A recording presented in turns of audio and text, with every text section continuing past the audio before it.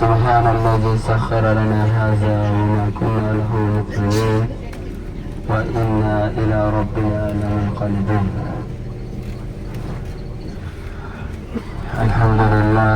الحمد لله رب العالمين والعاقبة للمتقين والصلاة والسلام على خير خلقه محمد وعلى آله وأصحابه أجمعين.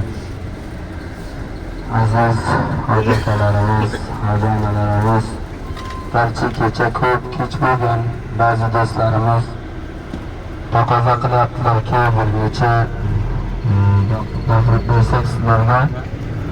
Alloh taolaga hamdu sanolar bo'lsinki, Allohim bizni o'z uyiga bizday noloyiq bandalarni aqli mehmon qilib, yaxshi holatda kutib va yaxshi holatda bizlarni kuzatyapti. Binoan biz bugun tok ketganchaki astag'fir aytib ketishimiz kerak. Bu yerda bilib bilmay xatolar qilib qo'ygan bo'lsak, Alloh taolo bizni xatolarimizni kechirsin. Endi necha bir nasihat va necha bir maslahatim birodarlarim sizlarga bor. Shundayki, qablan kelayotganda ham men bor qayta sizlarga Alloh taolo bizni bir necha kun xodim qilgan ekan, shunday maslahatlarni berdimki, mana bu yerga keldingiz, har xil inson, har xil musulmonlar, har bir mamlakatlarning inson musulmonlarini ko'rdik, alhamdulillah. Hammasini Alloh taolo umrlarini ziyoda qilsin. Lekin mana shu yerda ko'ramiz, namoz o'qishlarda, ba'zi harakatlarda siz bizni diyorimizda namoz o'qiyotganlardan farqi bor.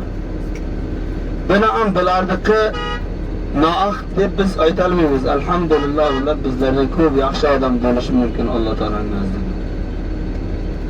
Shuning uchun bu gapni nima uchun aytyapman? Kechadan avval Gasisaning masjidiga 2 marta namoz o'qib qoldim. Bu bir kishi namoz o'qib beryapti. Buni biz bilmaymiz ham qaysi mazhabdan, qayerdan. Lekin achinarli holat shuki, bizning namozda, bizning mazhabimizda Imom Azam rahmatullohi alayhi mazhabida vaqti imom valozzolin deydi, biz amin deb ichimizda aytishimiz bizga sunnat. Amin bil jar bizga bizning mazhabimizda yo'q. İmam Abu Hanifa'nın mazhabidaymiz. Hammamiz alhamdulillah O'zbekiston musulmonlari, erkak ayol hammamiz. Lekin agar kimiki bir mazhabdan chiqib boshqa mazhabga kirsa, shariat hukmi shul bo'ladiki 80 durra urilsin. Bu oddiy gap emas. Bir masala. Ikkinchi masala, agar shuni biz ko'raman hamma amin. Mayli, bir sunnat Payg'ambar sallallohu alayhi vasallam. Agar shu masalani borib O'zbekistonimizda amaliy qilsak, masjidlarga borib 500 odam namoz o'qiydi, bir chakkadan siz amin deb baqiring. Katta fitnani musulmonlarga ichga tashlaysiz. Katta bir fitnani tashlaysiz. Ko'p odamlar namoz o'qiyotgan bo'lsa, namozga kelishdan uzoq bo'lib qoladi. Bu yerga o'zlaringiz bilasiz, katta mushkullar ustimizga keladi. Binoan biz Ulardan kelayotganda ham sizlarga aytdimki, shu O'zbekistonda o'zining olimlari, imom xatiblari, muftiylari bor. Alhamdulillah, biz sizlardan ko'ra ko'p olim. Xudo taolo shularni bizni ustimizga zimomdor qilib qo'yibdi. Xudo taolo Qur'oni Karimda aytadi: "Atiyulloh va atiyur rasul va ulul amri minkum." Sizlar Allohdan itoat qilinglar va ulul amrlari va uning payg'ambaridan itoat qilinglar va ulul amr. Ulul amr bir mamlakatda kim bo'ladi? Siz biz yashayotgan aziz va tinch mamlakatimizda O'zbekistonda ulul amr Shavkat Mirziyoyev bo'ladi. Prezident bo'ladi.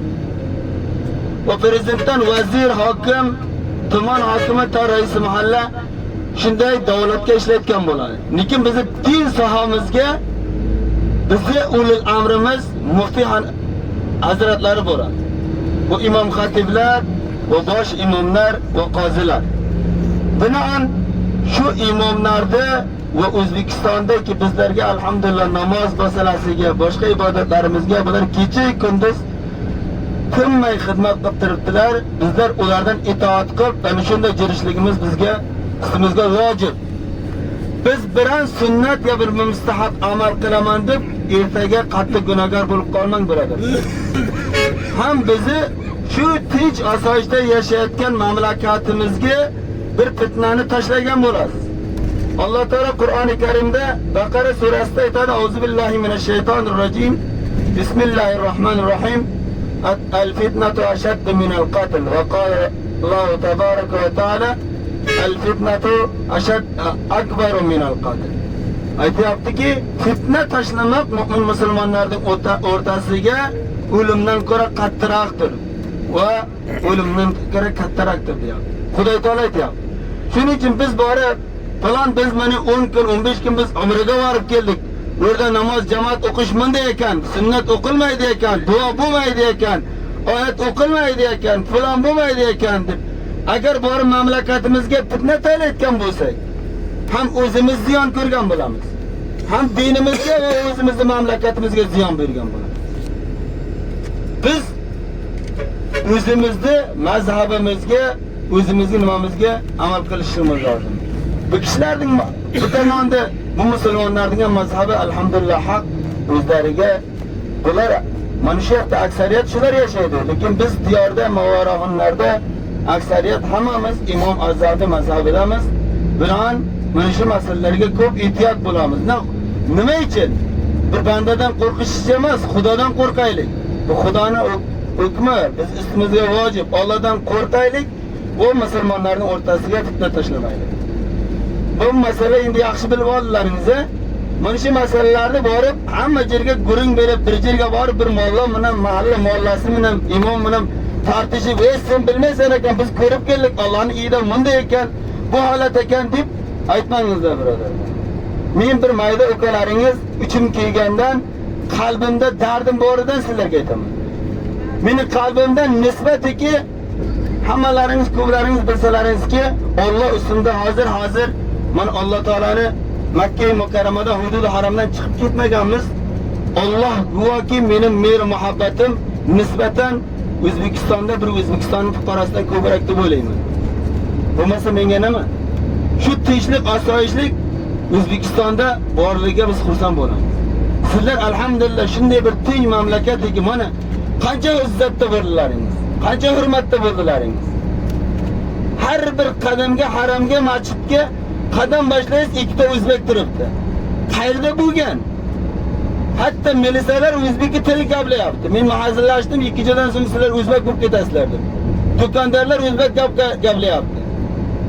Va Alloh taolo ulug' ne'matini berdi sizlar mana shunday bir qiyinchilik mamlakatiga butun necha yilning ichida bitta odam kelamagan, hali har bir uydan 4 ta 5 ta kelib turibsizlar. Har soatda xolasalaringiz. Mana shunday Xudoning bergan ne'matiga noshukrlik qilmaylik. Shu ne'matni Alloh taolo bizga berib qo'yibdi. Nima? Bitta sabab bilan berib qo'yibdi, besabab bermagan. Mana shuni O'zbekistonning hukumatı bor. Uning boshida Shavkat Mirziyoyev turibdi. Bu boshqa uning vazirlari, ishchilari to oddiy bir mahallada ishlaydi. Mana shunday bir davlatki dunyoda uning nomi O'zbekiston bor. Mana shu Arabiston mana shunday suhlat va osonchilikni bizlar ismimizga berib qo'ydi. Agar shu hukumat, shu davlat bo'lmasa, sizni bir so'mga ham bitta berga olmaydi. Avvalan bu mamlakatga berga sizni kirgizganingiz qilib qo'ymaydi. Binoan shunday ne'matni bergan, sababchi bo'lib turgan insonlarning haqqiga alhamdulillah ko'p duo qildilaringiz. Mana yo'lda tag'i duo qiling. Bundan beri O'zbekiston borganda ham duo qiling. Har bir kimki sizlarning ollaringizga kelganda ayting, ey birodarlarim, ey opa-singillarim, haqiqatan bizning davlatimiz, O'zbekistonimiz mana shunday bir ko'zlarda quvonatgan mamlakat ekan. Butun dunyoda hurmati osmonda ekan. Agar biz bu yerda bilmay jirganmiz, biz Arabistonga borib Allohning uyida bilib keldikki, bizning hurmatimiz cheksiz ekan. Boshqa mamlakatlarda, qo'shni mamlakatlardan kelib sizlardan pulni ko'p bergan. Vallahi bir og'iz non yeyman desa noni yo'q. Bizlar hali 2-3 kasan olib yerdik. Kechadan avval bir tane bir musofirni ko'rib qoldik. 1200 dollarga kelgan. Faqat bir gazsizada buzilayotgan xona bergan ekan, necha bir odamga bir hammom bor, bas, xolos.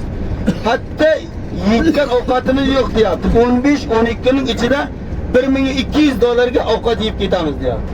Sizlar $700 ga minajak ovqatni bilan yeyib past ketib boryapsizlar. Bu joy shukr emasmi? Ular bir ovqatni $1300-400 qilib bergan. Qaytadan ovqatiga ham $1200 beryapti. Men yolg'on aytmayman. O'zim adashib qo'yganni gazsizlarga olib kelib taksiga mindirib gaz stasiyaga jo'natib yubordi. Mana 4-5 ta birodarlarimiz shohid hol. Endi biz shukr qilaylikmi, qilmaylikmi? Endi mana bu yerga bilib bilmay ko'p gunohlar qildik, beadabliklar qildik. Ko'p tavba qilaylik. Ko'p tavba qilaylik. Bu yerga borib biz ulgu bo'laylik. Biz boshqalarning oldida ulgu bo'laylik. Avvaliga inson emassiz.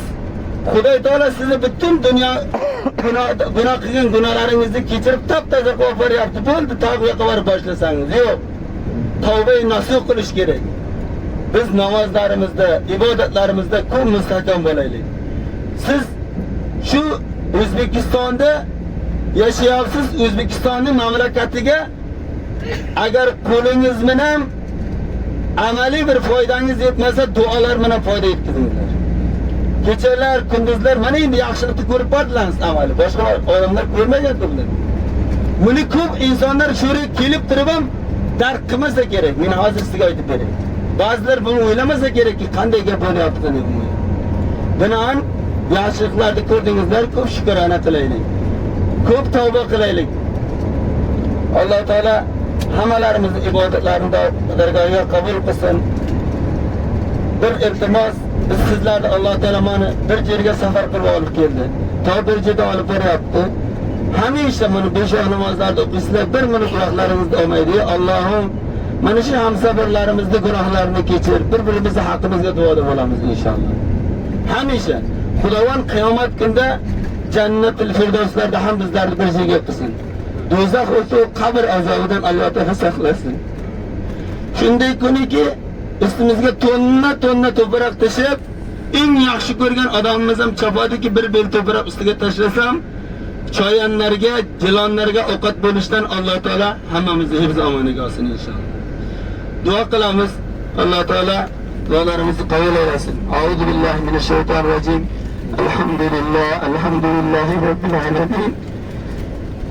العاقبة للمتقين والصلاة والسلام على خير خلقه محمد وعلى آله وأصحابه أجمعين.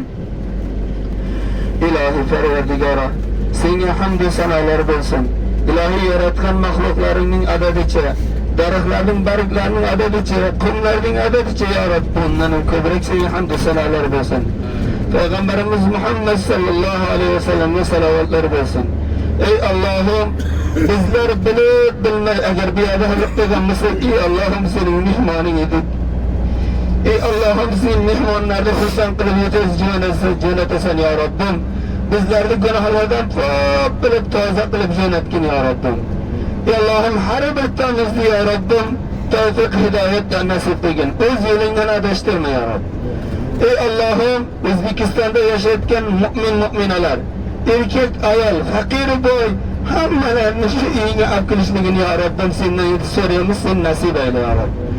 İlahi O'zbekistonda tinchlik osoyishligini ziyoda qilgin.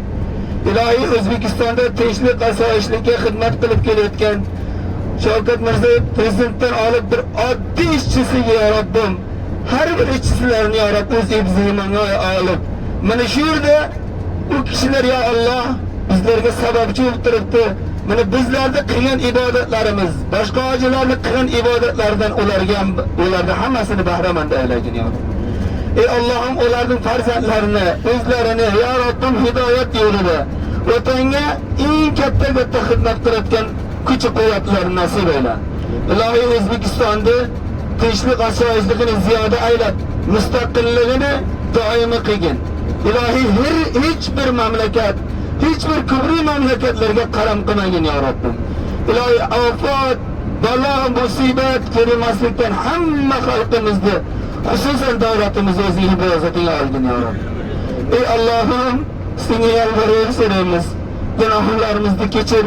Ilohim, mana bizni sog'intirmay, uyingga bor qayta biz va farzandlarimiz bilan kelishni nasib eyle ya Rabb. Ey Allohim, ichimizda mana qari bobolar bor. Mamalarimiz yetiribdi, analarimiz yetiribdi. Ya Allah'ım, Bular senden ko'p yig'lab ko'zlarini yoshini to'kdi. Ey Allohim, bularning har bir duolarini qabul qilgin. İlahi tilaklar tilak qilgan, tilak qilmagan, yesidan chiqib qolgan qalbida borlarni ziyoda qilib ber. Ey Alloh jonim, bir boy mardikariga ishni tugatgansin, muzdini berasiz. Ey Allohim, biz ketib boryapmiz. Ey Allohim, bizning muzdimizni ber. O muzdimiz nima ya Allah? Avvalambor o'zing rozi bo'lgin.